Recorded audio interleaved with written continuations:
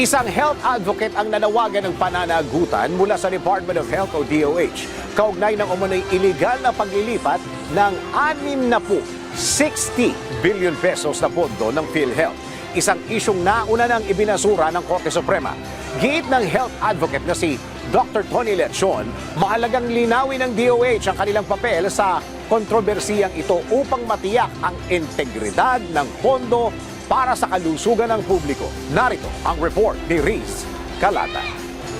Mga paglilingkod na tama, kaya panalo ang Pilipino. Pero meron ding ginagawang hindi tama, kaya talo ang Pilipino. Mga ibinigay na serbisyo ng mga ahensya ng pamahalaan. Ngayong 2025, alamin kung panalo o talo. DWIZ Year-End Report.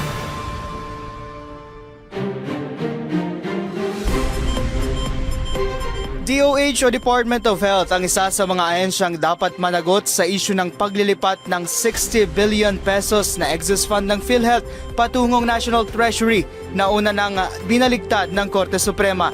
Ipinabatid ito ni Dr. Anthony Leachon, Independent Health Reform Advocate, dahil kabilang ang DOH Secretary sa Executive Board na nag-aproba o sumang-ayon sa ani kautusan ni nooy dating Finance Secretary Ralph Recto na ilipat ang nasabing excess fund ng PhilHealth sa National Treasury.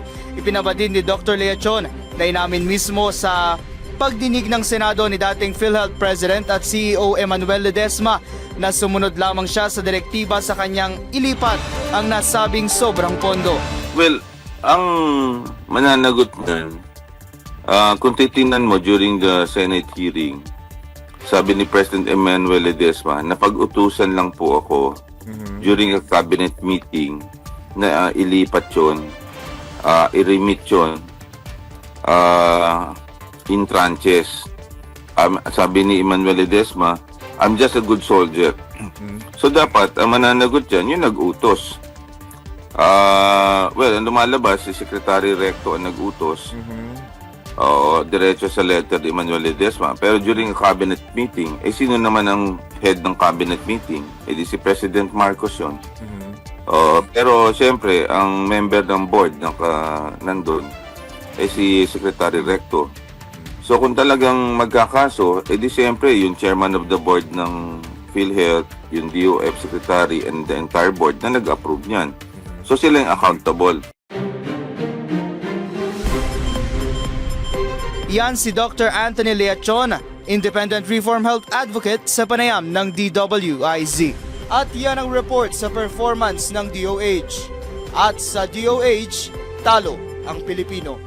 Mga paglilingkod na tama, kaya panalo ang Pilipino. Pero meron ding ginagawang hindi tama, kaya talo ang Pilipino. Mga ibinigay na serbisyo ng mga ahensya ng pamahalaan. Ngayong 2025, ngayon alam na kung panalo o talo. DWIZ Year-End Report.